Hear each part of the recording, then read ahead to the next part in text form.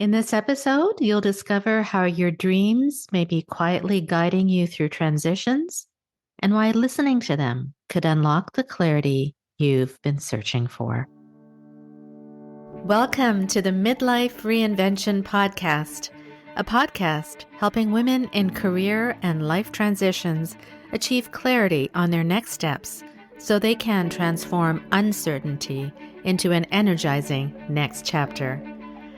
I'm your host, Kavita Ahuja, and the founder of It's My Time Now Coaching. If you're wondering what's next in your career or life, you are in the right place. Through solo and guest episodes, you'll gain practical tips, tools, and inspiration to help you uncover blocks, gain confidence, and be, do, and have what you want. I rediscovered myself after the age of 50, and I know you can too. It's my time now to help you do just that. I'm so excited you're here. Let's dive in.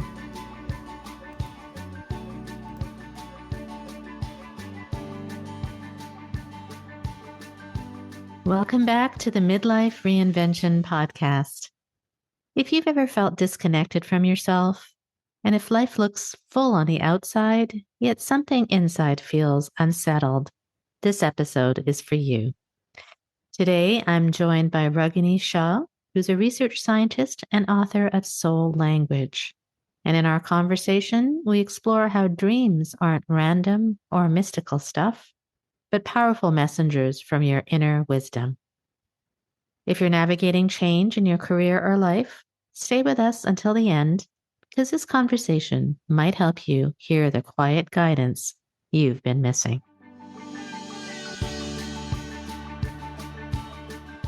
Welcome back to the Midlife Reinvention Podcast. I'm your host, Kavita Ahuja, and today I'm pleased to be joined by Ragini Shah. She's the author of Soul Language, My Journey of Healing Through Dream Analysis. During one of the most turbulent and confusing periods of her life, Ragini went looking for something that could ground her emotionally and help her make sense of what she was feeling. Surprisingly, that guidance came through her dreams. As she began paying closer attention, she discovered that dreams aren't random. They're the brain's way of processing stress, emotion, and unresolved experiences. In her book and in our conversation today, Ragini shares how dream analysis became a practical tool for personal growth and reinvention, and why she believed that anyone can learn to tap into that same inner wisdom. So thank you so much for being here. I'm really pleased to have you on the show, Ragini. How are you? Oh, I'm doing well. Thank you so much, Kavita, for having me. Absolutely. Pleasure to be here. It's a pleasure to have you. And I mentioned in the intro that you've shared your journey and the journey through dream analysis. And it began during a somewhat period of your life of personal crisis and change. And so maybe you can start by sharing with our audience what kind of was happening at that time and what made you turn to your dreams as a source of insight. Oh, absolutely. Sure. So, yes, it was 2013, particularly busy phase of my life. I was about 39 years old, and I was a full-time research scientist at a mid-size medical device company. And I was working long hours and traveling periodically as well. And my husband led an even busier career. So we were both raising our two kids. I had a 9-year-old daughter and 11-year-old son at the time. And somehow we were managing that daily grind, but then also trying to squeeze in some fun and travel where possible. And then my husband started having seizures. And the first time I observed his seizure, I actually thought I lost him. And my kids, which was more concerning, I saw that my kids were crying and they saw it as well. And they were so young, and I was really sensitive to that. And I always worried about the impact that experience could have had on them. Mm-hmm. No doubt. And Yeah. Mm-hmm. yeah, and so with those seizures, he was not allowed to drive for 6 months, right? So with 6 months of not being able to drive, it meant that suddenly all those household logistics were falling on me for Mm-hmm. everybody. Mm-hmm. And then as a family, we decided, you know what, I went part-time and I just wanted to be more present at home and take on a little bit more responsibilities at home and just physically just be there and be able to see that my kids and my husband were doing well. And then about 6 months later, it was a full-time position. And so they had asked me to go full-time, and we weren't ready at the time. Like, he was still not 100%. And so I had no choice but to resign. Hmm. And of course, I was unprepared, right? Everything was shifting. I knew everything was going to be shifting for me, but I just knew in my heart of hearts it was the right thing to do. And then in that period of transition, my dreams became my sanctuary, right? They were honest when I couldn't be. And they were my therapy, my like my compass, that quiet guide. And that's where my book, Soul Language, began. Wow. So it really became this kind of as a result of this kind of really stressful time in your life that you started having these dreams. And in your book, in Soul Language, you described these dreams that you had started having as messengers. And Yes. so that's really interesting. That's why really wanted to have you on the show because so what does that mean? I mean, they carry, you said that they carry emotional truths and unresolved parts of yourself. And so it just kind of made me think. So for listeners who might be feeling that stress disconnection in their lives, how can they have let these same, their dreams perhaps reconnect to who they really are Sure. beyond those roles and expectations that we often have from the outside? Yes, so I love thinking of dreams as these little messengers, right? They deliver those truths that we don't have space for in our busy waking lives, right? And I do think this is for everyone, right? Men, women, whoever's ready to listen, like for men in their midlife too. I feel like society and men themselves, right? They always feel that they have to be that steady provider, that problem solver, that rock, right? And so like they kind of have to sometimes button up their emotions in their everyday life and carry it for decades. And so these dreams offer them this private place, right, to actually process and feel their emotions that might be tucked away for decades and some of that vulnerability, right? And they can do it safely and honestly, and it helps them get more in touch with their intuition, their creativity, and some of their unmet needs. And then for women, it's a whole other level. I feel like the disconnection can get even trickier, right? We're expected, I don't know, quietly expected to hold everything together. And so, what I love about dreams is that they don't care about all that, right? Hmm. They don't care about titles. They don't care about guilt. They don't care about expectations. They're speaking from the part of you that's just untouched by performance, right? It's that part that remembers you, your authentic, true self. So they bring those, and the dreams bring those emotions, those desires, those pieces of us that we really need back to the surface and in the forefront of our lives. Hmm. And yeah, so writing those dreams were like my private doorway, right? To Hmm. like back to that intuition, the wisdom, and my voice, right? And I think anyone can do that as well in midlife. Hmm. So, I mean, this is maybe kind of off topic, but I just, as you were talking, No. I was thinking about this and I dream a lot, but I often forget my dreams. Like while I'm in them, they're like vivid and it's like, oh, what's happening? And where did that come from? And then in the morning, we tend to forget them. But I mean, like maybe you can give an example of a dream that really stood with you that maybe something pivotal that led you think, okay, there's something here or and what did it reveal for you? And how can we even do that? I never Sure. really thought of dreams as being something that we can go into to reveal so much of ourselves. So maybe an example of one of your dreams and how that works. Yes, sure, Yeah. of course. I'd love to. It was actually one of my first dreams. I think it was my second dream in my book. And it was a dream that I titled Ride with Nanaji.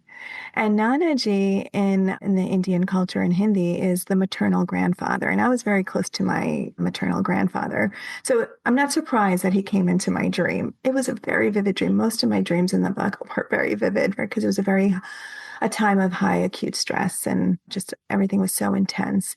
And yeah, so in this dream, my grandfather, he's actually smiling, and there's this calm breeze that's blowing at him, and I see like sand and ocean in the background, and he's wearing his favorite like chocolate covered corduroy blazer, and then it like the dream shifts, and I see him outside this hotel in a motorcycle, and he pops inside this like hotel lobby, comes like right inside like a genie And he comes right to my face and he asked me to come on this ride with him. He's like, come with me on this ride. And he tells me that, so I'm with my mom and my sister and my aunts, my Mausies.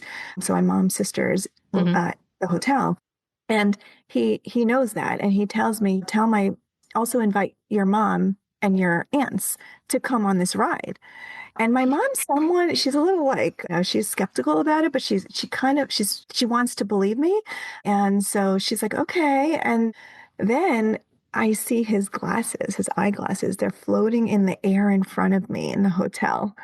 And I'm trying to grab it. And finally I catch it and it becomes real, right? And so when I do that and now it's tangible, I show it to them. And now everyone believes me that he's present. And it was the craziest thing, but it was the most comforting thing that I dreamt of. And it really it sparked my curiosity. And I really wanted to learn about dreams from there. But what I wanted to say is there were so many symbols in that dream. Hmm. There was the ocean, right? And it's that calm water that represents peace. So he was at peace and he believed that I should be in peace. It was like that the depth of the ocean, it represents the subconscious, right? And in some dictionaries, they even say the ocean represents the beginning of life. So I Hmm. think part of it is you have to kind of relate it to what's happening in your waking life. And that symbol, while they have definitions and research on what they can mean, you have to use your intuition and your experiences to make it more personal for you. That hotel is a transient place. So I was in a transient phase in my life, right? Hmm. So it's a Hmm. temporary phase. This revolving door, right? It was like the passing of one state from another. It's like it could be like I have so many choices, I have so many opportunities. And it's saying that to pay attention to that, right? The motorcycle, it represents that youthful I was enthusiasm. curious about that. Yeah. It My represents, grandfather, it represents, youthful enthusiasm or oh, like a okay. yearning for life without responsibilities, which was opposite of what I was facing in my waking life. So obviously I was craving that. And Mm. he was helping me kind of, or trying to Hmm. get, encouraging me to get out of this rut. So, and his eyeglasses, I feel like that's his vision, right? Particularly his vision for me. Like we were really close and he was like my cheerleader, my caretaker. Like he was like my role model. He always wished me well. And so that was really, really touching to remember like his vision for me. And then of course my mom and my aunts, they're loving, they're caring, they're funny, they're happy, they're nurturing. They've always been, they always will be in my life. And I'm so grateful for that. Yeah. And so in this dream, I feel like the spirit of my grandfather was calling out to me and he's asking me to come on this ride with him, right? His vision for me gave me strength and courage and confidence to take these bold steps and like say, you know what, I'm going to do this. I'm going to get out of this rut. I'm going to figure this out. And it was just a gentle reminder that my ancestors are rooting for me, just like everybody else. Ancestors are rooting for us. Hmm. So it was a How comforting ride. beautiful. That's so beautiful. Yeah, It's thank you really a for nice story. asking. It's, oh my God, that gave me chills. It's very, very beautiful. And so I guess then you started analyzing these dreams. Is that correct? Yeah. Yeah, Okay. Okay. yeah, Because I know that you've spent your entire career in science, right? So very, I guess, right or wrong answers. I mean, I was in science, like in black and white, pharma. You were right? black and white, pharma biotech, and Yeah, then yet all of a sudden you started having these dreams and thinking about them and what they mean. And then so you really blend the science with the spirituality. So how did you get from maybe not maybe you're blending them, but how did you get from that science yeah. thinking to discover the relationship between the dreams, the mind, the body, subconscious, and all of that? Like how did you, I guess, make that transition if I would, Sure. yeah. Yeah, no, it is interesting. So yes, it's true. I've spent my entire career in science, right? I also studied. I was a biochemist, so biochemistry major Hmm. at NYU, and then I went to graduate school. I did biotechnology, and then yeah, I was in medical device industry as a research scientist for a few decades, and now I'm in big pharma, right? The last Hmm. few years. So yes, the way I think, logic, patterns, data, evidence, that's how we think, right? Hmm. Yeah. And I just love understanding how other things work, right? Seeing the world through questions, trying to get evidence. I also grew up in a household where medicine, healthcare, patients, well-being, all of that was part of our everyday conversations because my father was a brilliant physician and it was really wonderful to grow up with him and his colleagues and inspired by them every day. So, but also what's interesting is that science is actually not the only lens I've ever had. My mom is a very happy stay-at-home mom, even today. And she's quite traditional in some ways, right? And Hmm. I remember growing up, we would pray 2 times a week with her after school, right? On Tuesdays and Thursdays. And then also my parents took us, we visited India every year for the first 16 years of my life. Hmm. And in India, spirituality is ever present. Hmm. So, and I always felt with these spiritual practices that they always made me feel grounded and calm. So there was something about them that I just was drawn to. And so, yeah, in college, I had the opportunity to dive deeper into Hmm. these two worlds, right? So I majored in biochemistry, like I said, but I also minored in religious studies. I was so fascinated. I wanted to understand more than just Hinduism, which is what I grew up, right? I wanted to learn global religions. I wanted to understand what the commonality was, right? I was always trying to chase those answers to my big questions, right? Our purpose in life and how the mind, body, and spirit were connected. And so later in 2013, when life got heavy, my dreams did become that bridge, right? So the science explained how those dreams work, right? Like through the mind, the brain, the memory, the processing of emotions. But then spirituality helped me interpret like why they matter. They gave me that purpose, right? Through the messages, the symbols, and some of the significance for me. Hmm. So through my dreams, I found that pain that I'd buried, right? I remembered like the strength that I'd forgotten. Hmm. And I realized that science and spirituality weren't at odds. They're actually partners. Hmm. It's what I love and love that I got to experience that in my own journey in like a very strange way. But but that's what I share in my book, Soul Language, and just letting that mind and soul meet in the dreams to guide that healing. Oh, that's wonderful. I love that because was as I'm working with women many every day and even anybody really, we tend to kind of maybe bury some these things that we are really perhaps passionate about because life happens. We maybe go into careers that are stable or that we just will pay the bills or that will what we enjoy. That Right. also, but we kind of tend to forget those little pieces that maybe like in yourself, your love of religion and Mhm. spirituality and you often write about that. You've written about that too, about reclaiming those parts of yourself that maybe we've neglected or that we've kind of buried inside. So why do you think, I mean, I see that often every day, but why do you think especially women kind of lose these pieces of themselves through the years? And how did you reconnect with it? And how can perhaps they reconnect with those buried pieces within us? That's a great question. I Yeah. wonder the same thing, but honestly, I feel that life demands so much of us.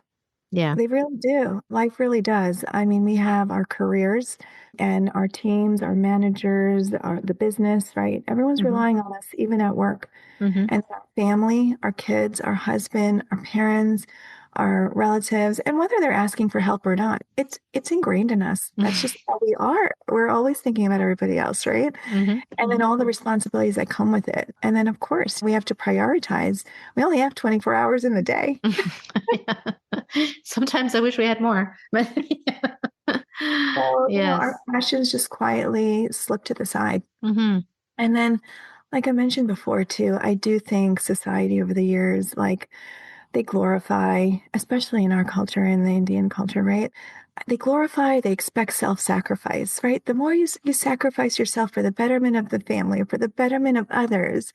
And so we get lost in that script. And then sometimes we can forget that we are beneath all the roles we play. And so I think it's really important that we're really aware of what we put our energy in. And so for me, I also felt the same. I felt deeply about that during my scientific career. I was really grateful and I loved and appreciated my husband for managing so much at home, even with his career. He was working from home a lot when he wasn't traveling, so he was able to spend more time with them. Hmm. But I felt like I was missing like the small, like irreplaceable joys, right? I wanted Yes. to cook those fresh meals for them every day. So sometimes I wanted to be present with them, just to be present with them in the playground or just run after them. it was difficult. And then of course I have so many passions, like probably most women and most people, right? Like I wanted to make more time for my classical dance. I love like instruments, the harmonium, the violin. They're Mm, just sitting there, right? Reading books, writing, painting. I mean, you name it. It's those little things that made me feel alive. And I just felt that that's what was missing. mm, So those dreams actually, they brought it to the surface. They helped me reconnect mm. to that creativity, the passion, right? And that some of that, the depth of those emotions that I neglected, right? So Yeah. yeah, and I think what I did is I noticed them, wrote them down, and I reflected on them, and then slowly started reclaiming those parts of myself.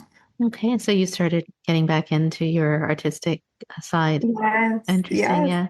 Yeah. I love that because I often, and you mentioned the energy, and I often talk about in this podcast, I talk about when you reclaim your passion and when you tap into what you really love to do, then there's a lot of Mhm. this anabolic or positive energy that gets created, which kind of makes you more alive and it brings things and people towards you and circumstances. And as long as you're open to it. So it That's sounds key. like, as yeah, you have to be open to receiving it, right? And it's a big shift because we are so used to the Yeah, roles that we play. And that's one of the reasons that I call my program It's My Time Now, because it's our time now to figure it out, to see what's buried in there and to yes. bring that out into the world. And so I And love that. Hmm. thank you. Yeah. Good. And there's one more thing I just wanted to mention while I'm thinking about it. And what I learned Yeah. is that the pieces that we think we've lost, they're actually not gone, Mm, right? They're just quietly waiting for us to notice it and then invite them back into our lives. And so the dreams, for me, that became my guide, right, to doing exactly that. mm. Yeah, it's that inner guidance, right? Right. Hmm. Yeah, absolutely. And practically, Virginia, how do we, for someone who may be listening and going, well, this is fascinating. I want to know what's buried in there.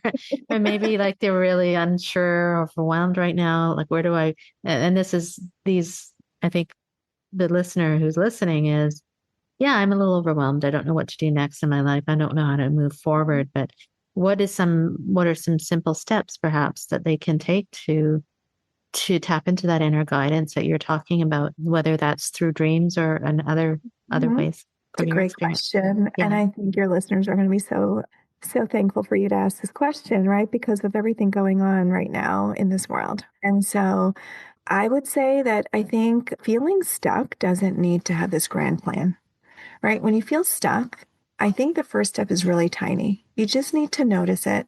You need to pause, right? We need to be able to get quiet on purpose Hmm. because that inner guidance actually whispers, right? We're not going to hear it when it's so noisy. So we really do need to quiet down. And then I would recommend, and these are lessons that I've had to make for myself too, right? Like we have to practice grace, grace for ourselves and others. And I do think we have to treat ourselves with compassion, right? So I think it's completely normal to have moments where things don't flow, right? We're all learning, we're all growing, we're all trying to do the best we can while we're here on earth. Hmm. And so I think just having that compassion is really key. And if someone does want to start with dreams, I would just say keep a notebook on your bed. And when you wake up, just jot down anything, even a fragment, like an image or a feeling, right? Even if it feels silly. And eventually these patterns you're going to they're going to appear. And that's like your inner guidance talking. And then they do have dream dictionaries out there. That's okay as well. So for tips, but I would say rely on your intuition. Your intuition is key. Hmm. And of course, professional guidance that can help too. There are therapists out there. There are dream specialists, right? That can give you a safe space to sort out your emotions and validate your experiences, and offer you tools to integrate those insights into daily life. So there's no shame in that. And I really think it takes someone to have courage to actually get the help that they need, right? And I think it just expedites that healing process. It's not that you can't do it yourself, but I think it expedites it. And why wouldn't you Sure. want to just get to the other side sooner, right? So definitely be open to that. And then of course, don't wait for sleep. Right. You want to notice some of those moments, even in waking life, that spark that curiosity, that joy, where you feel uneasy, right? Hmm. And so I would say that consistency matters more than intensity, right? To build Hmm. that bridge to your inner wisdom. Well, great tips. I'm just going to repeat them as I hear you saying them. So you said to tap into your inner guidance, listen to the whispers, right? Hmm. Yes. Practice grace and compassion, keep a notebook, Hmm. Yes. and trust your intuition, seek guidance because it does expedite the process. And then don't wait for sleep. I love that because these pieces of guidance, if we listen to them even in our waking life, that can provide so much knowledge that we didn't know existed. So I love those tips. Are you the guide, or did you get guidance yourself, or how does somebody Well, go yeah, about doing that? Like, that's a great question. yeah. So, yes, when I was experiencing this time and my emotions were overflooded, I was overwhelmed and I did seek help, professional help. And I found an amazing therapist. She's a cognitive behavioral therapist. And I just did it for a short time, but it was just, I did it when I needed it and sometimes for like a cleanup kind of thing. But when I needed it, she was always available. And she's actually the one, like when I first dreamt, she asked me, "Are you dreaming?" And I'm like, "Oh my God, I am." And she's like, "You are? Tell me about them." And she's like, "Could you continue writing about them and just documenting them? And we'll talk about it next time." And I'm like, "Oh my God, I need to like talk this through because they're so vivid. And I really think they're trying to tell me something." And so Wow. she was the first one to like approach me and like looked at me with dignity and respect for my feelings and what I was experiencing and the dream world where sometimes people think it's superstition, especially for a scientist, right? But there is really something to it. And my own experience, I really do feel like so she really helped me. And then after I continued to do it even after I stopped Hmm. therapy. And I just now I don't even have to write it down because I'll feel something like, oh, okay, I know what my Wow. dreams are going to tell me. It takes consistency. It Yeah. really Yeah. does, and an openness to it. Yeah. And I really hope that everyone gets to experience that. Yeah, it sounds like she really inspired you to look into that, and then but then you, like you said, like it takes somebody to kind of shine a light into things and help you realize that this is really important, like whether Yeah. it's a coach or a therapist or somebody to help you move that Yes. along. And then, like you said, use your intuition to really dig deep if that's something you really, because it's these clues I always believe are there for a reason. These things that happen to us, they're there for a reason. Everything is there for a reason. It's telling you something, and it's about listening, as you said, quieting yourself enough to listen. So, really appreciate that. And obviously, you also have a book that our listeners can go to dive a little bit more deeper into this. And so I'm sure it's very interesting. So I'd love you to share a little bit about what you're doing now, where to find your book, and Oh, how sure. anyone can find you if they're more interested in learning about dreams. Yes, absolutely. So, Kavitha, thank you so much for spending this time with me and for the opportunity to speak to you about my book, but also just the fascinating world of dreams. Yes. Um, and writing this book was my way of showing that everyone has access to that same inner wisdom, and your dreams are already guiding you, right? So, my book, so language does just show you how to listen. And another thing that just I feel like I need to say to the listeners today is really just remember that not all storms come to disrupt your life, right? Some come to clear the path. So just keep that in the back of your whenever you're feeling unstuck, feeling stuck, or if you're in pain, just have faith, trust the process. Mm, Of course, if my story can help even one person feel less alone or more connected or understood to themselves, right? Then sharing this journey has been worth it. And I really do hope you'll consider grabbing a copy for you and your loved ones and be able to start your healing today. And with the holidays approaching, I am running a promotion for my book. So it is available on Amazon. It's available in hardcover, in paperback, and ebook. So wonderful. That would be a wonderful way to start the year, to just think about like, what do these dreams mean? And I think it sounds like a great gift as well. So you have such a calming and beautiful presence, really, and your tips and sharing your story and it's very insightful. I mean, this likewise. topic is something we have not talked about before, I have to say, but I think it really lends itself well to women who are in transition in their careers and life and wondering what's next. And sometimes it's just about tapping in to your Yeah. inner guidance, and whether that's tapping into your dreams or in other ways. I think it's one other tool in their toolbox, right? So, You said it so well. yeah, thank you. Really appreciate the conversation. And yes, we'll have the information about the book in the show notes. And I encourage anyone listening to grab a copy and share it with some friends. And you never know where it could lead, right? Oh, yes. Thank you again, Kavitha, for this opportunity. And thank you, everybody, for listening. It was a wonderful conversation. Thank you so much. All right.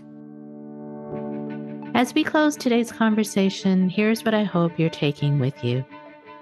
The parts of you that feel lost are not gone. They're waiting to be invited back in. Dreams can be a bridge between logic and intuition, science and soul. Clarity doesn't come from forcing answers, but from learning to listen to the whispers.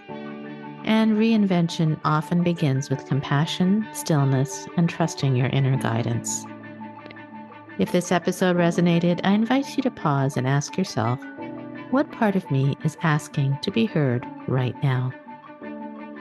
And if you're in a season of transition, whether that's your career, identity, or life, and if you'd like support in reconnecting with what truly matters to you, I'd love to have a conversation. You can reach out to me through the link in the show notes to book a complimentary clarity call. And sometimes one conversation is all it takes to begin your next chapter. If you found this episode meaningful, please do share it with a friend who might need it too. And as we are in this beautiful holiday season, I wish you and your families the very, very best of everything. With all my love and gratitude for you spending time here with me today. Happy holidays, my friend.